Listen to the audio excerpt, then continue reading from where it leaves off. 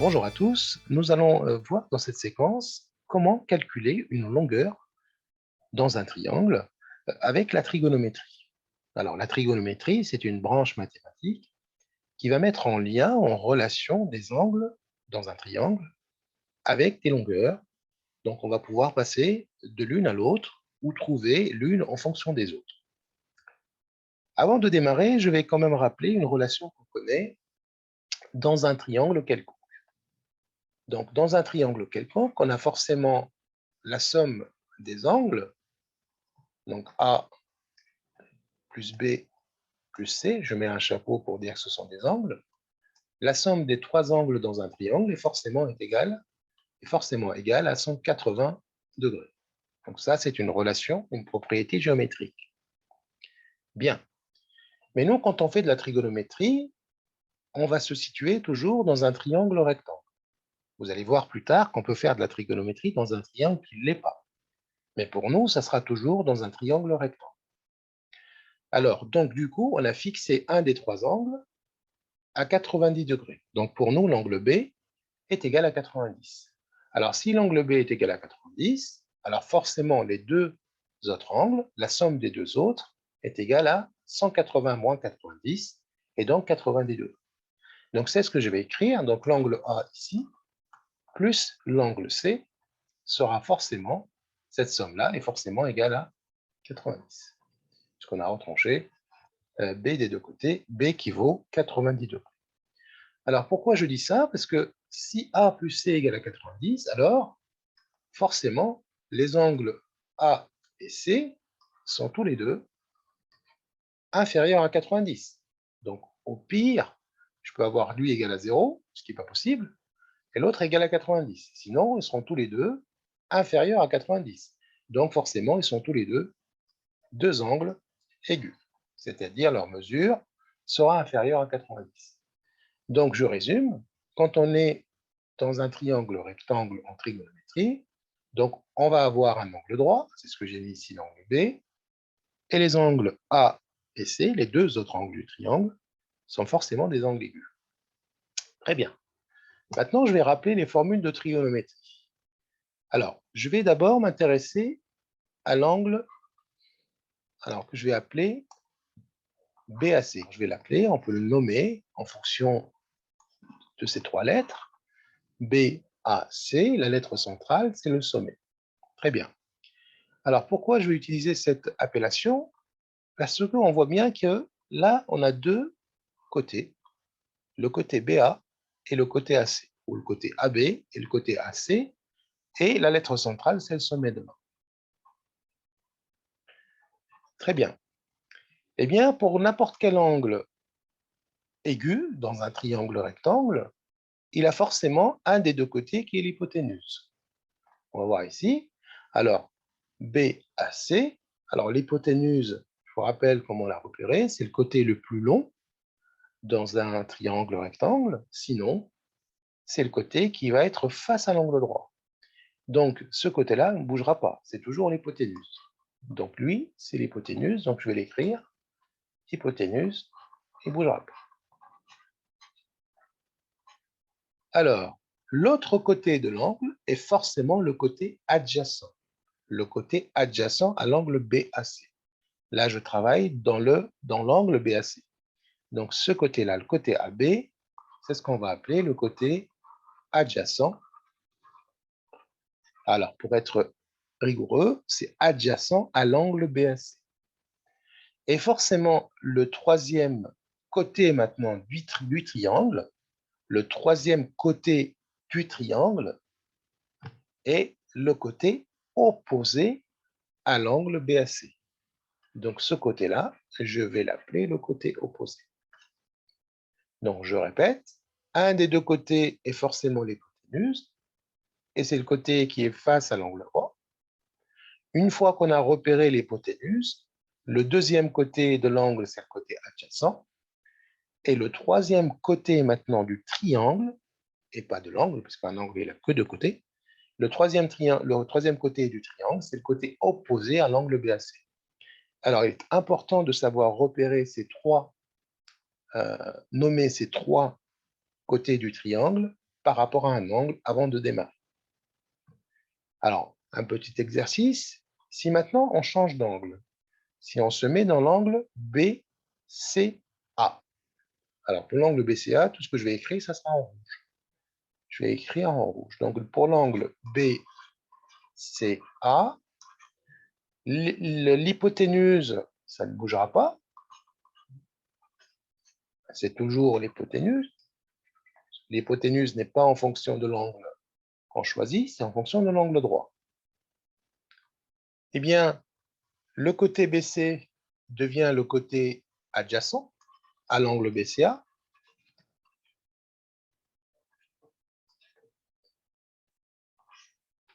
Et l'autre côté, qui était le côté adjacent à l'angle BAC, devient le côté opposé à l'angle BCA. Vous avez vu que c'est important de savoir repérer les côtés. Donc, en rouge, ce sont les côtés qui sont en relation ou relatifs à l'angle BCA. Et en bleu, je vous ai mis les côtés relatifs à l'angle BAC. Alors, ce n'est pas compliqué. Il faudra fonctionner toujours avec méthode. Première chose à faire quand vous avez un triangle rectangle, vous repérez l'hypoténuse, le côté qui est face à l'angle droit.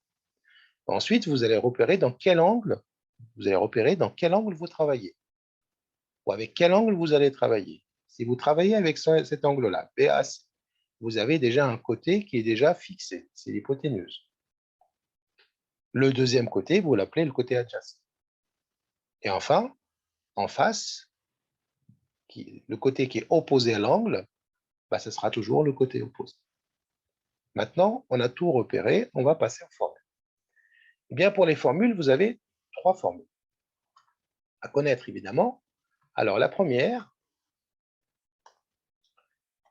c'est le cosinus d'un angle. Le cosinus d'un angle. Alors, je vais prendre l'angle BAC, par exemple. Je vais travailler avec l'angle BAC. Donc, le cosinus de l'angle BAC, la formule du cosinus, c'est toujours le rapport, de deux longueurs. D'abord, la longueur du côté adjacent, divisé par la longueur de l'hypoténuse. Donc, le cosinus d'un angle, c'est le rapport de deux longueurs, le côté adjacent, divisé par l'hypoténuse. Dans notre cas de figure, donc pour l'angle BAC, ça sera le côté adjacent de l'angle à l'angle BAC, c'est ce qu'on a appelé le côté AB, en bleu. AB. L'hypoténuse, c'est le côté AC, ça ne bouge pas, quel que soit l'angle. Donc, on divisera toujours le cosinus par l'hypoténuse, et donc, ça sera la longueur du côté adjacent sur l'hypoténuse. Mais on sait que la longueur de l'adjacent est toujours inférieure à l'hypoténuse, pour la simple raison que l'hypoténuse, c'est le côté le plus grand. Et donc, si je divise un nombre plus petit qu'un autre, parce que AB est plus petit qu'AC, j'aurai toujours un nombre plus petit que 1. Donc, le cosinus sera toujours inférieur à 1. Si vous trouvez un cosinus supérieur à 1, c'est que vous vous êtes trompé dans votre formule. Et cette formule est à connaître par cœur. Le cosinus d'un angle, c'est le côté adjacent sur l'hypoténuse, c'est-à-dire la longueur du côté adjacent sur la longueur de l'hypoténuse. Et puisqu'on divise deux longueurs de même unité, le cosinus n'a pas d'unité.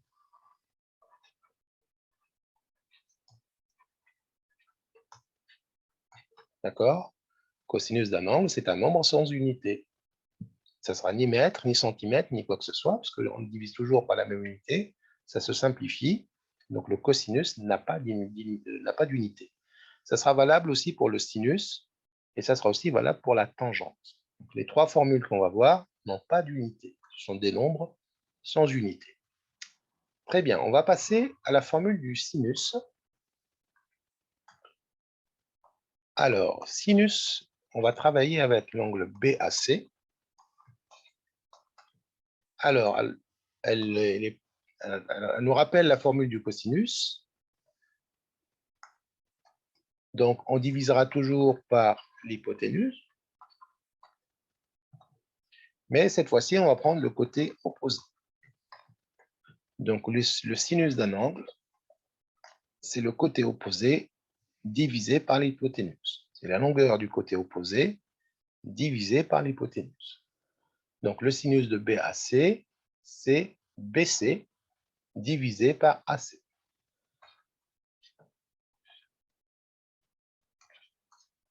Et bien sûr, c'est inférieur à 1 pour les mêmes raisons.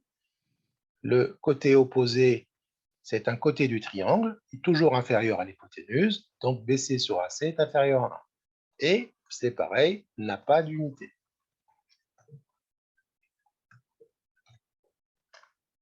Alors maintenant, la troisième formule, c'est la tangente. Donc, tangente d'un angle, ici c'est l'angle BAC, sera égal côté, la longueur du côté opposé sur le côté adjacent. Donc, côté opposé sur le côté adjacent. Alors, le côté opposé, donc on vient de le voir, le côté opposé à l'angle BAC, c'est le côté BC, est divisé par AB. Donc, ça sera BC, côté opposé, divisé par le côté adjacent qui est AB. Alors, on ne peut pas dire que c'est inférieur à 1, parce que là, on est en train de diviser le quotient de deux longueurs, opposé adjacent. L'opposé ici, ce n'est pas l'hypoténuse, ni l'une ni l'autre. Donc, ce côté peut être plus grand, plus petit, peu importe, ça dépend des cas de figure. Donc, BC sur AB, on ne peut pas dire, ça peut être supérieur à 1, donc peut être supérieur à 1, ça dépend des cas. Il peut être égal à 1, supérieur à 1 ou inférieur à 1. Donc, supérieur à 1, inférieur à 1 ou égal à 1. Tous les cas sont possibles. Mais, toujours pareil, la tangente n'a pas d'unité. Le résultat qu'on va trouver n'a pas d'unité. Donc, voilà les trois formules à connaître. Cosinus, sinus et tangente d'un angle. Il faut toujours se référer par rapport à un angle. Ça change en fonction des angles, puisque le côté adjacent d'un angle par rapport à un angle ne l'est pas par rapport à un autre angle. Donc, cosinus, c'est le côté adjacent sur l'hypoténuse. Sinus, c'est le côté opposé sur l'hypoténuse. Et la tangente, c'est le côté opposé sur le côté adjacent.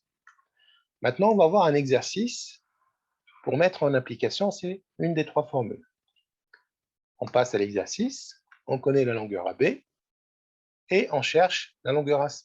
Donc ici, on est dans la thématique, on est dans l'item, calculer une longueur avec la trigonométrie.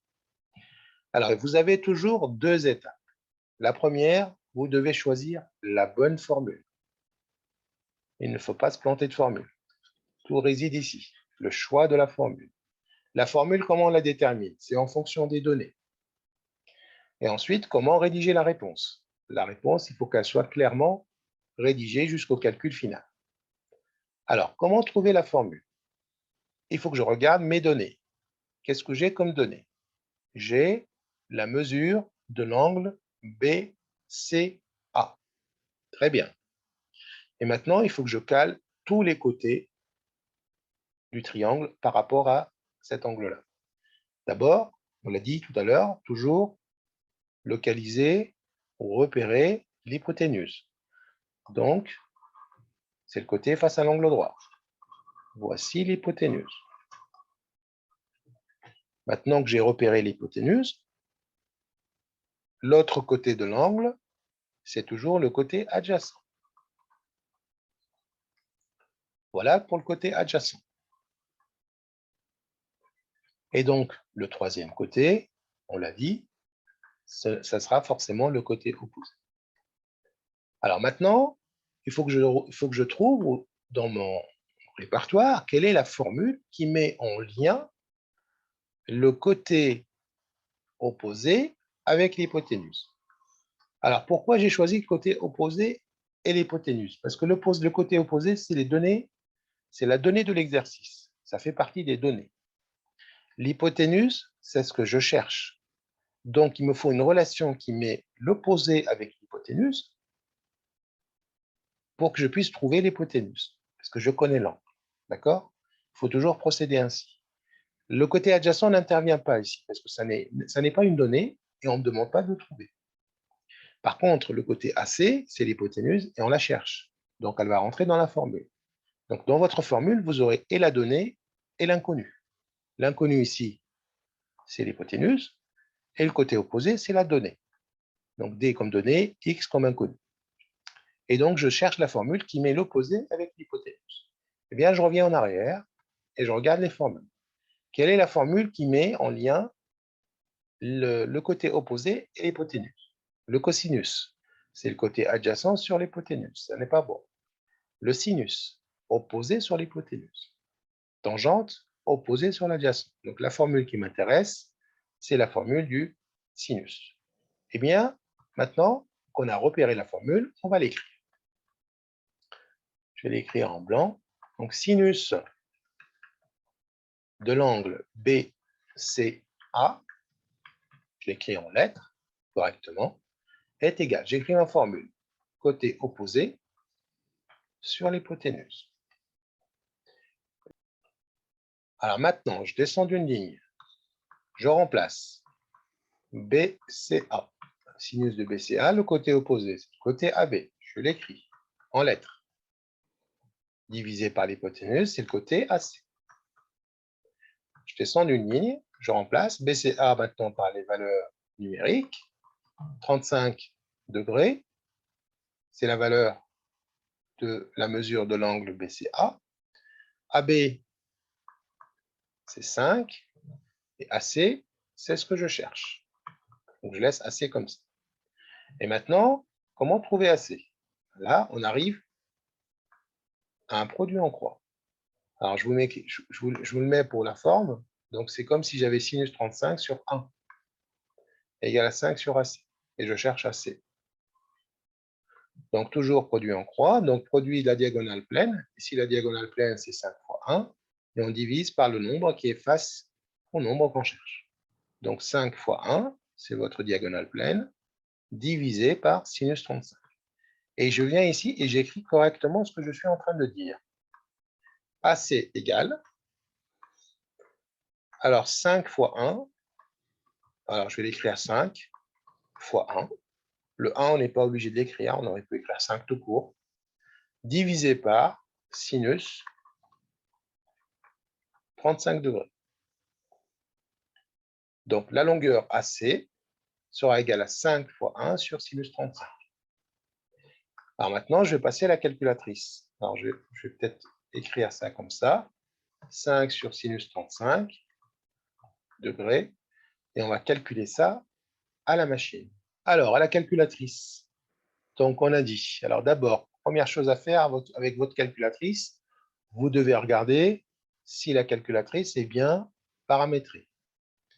Alors, pour le savoir, pas très compliqué, on va calculer sinus de 90 degrés. Et on sait que sinus de 90, c'est 1 par définition. D'accord? Je vous le donne comme repère, vous ne le connaissez pas encore. Donc, vous faites sinus 90 degrés. Et si vous êtes en degrés, vous le voyez ici, on va quand même le vérifier. On doit trouver 1. Si vous trouvez 1, c'est que votre calculatrice est bien paramétrée en degrés, il n'y a pas de problème. Parce qu'on peut la paramétrer en radians, et là, donc on n'aura pas le même résultat. Donc, prenez toujours comme habitude de vérifier votre calculatrice. Donc, si elle affiche les degrés ici, donc il n'y a pas besoin. Et si elle n'affiche pas l'unité de l'angle, passez par cette vérification. Donc, sinus de 90 doit forcément vous donner 1. On passe au calcul maintenant. Donc, on a dit qu'on allait faire 5 divisé par le sinus.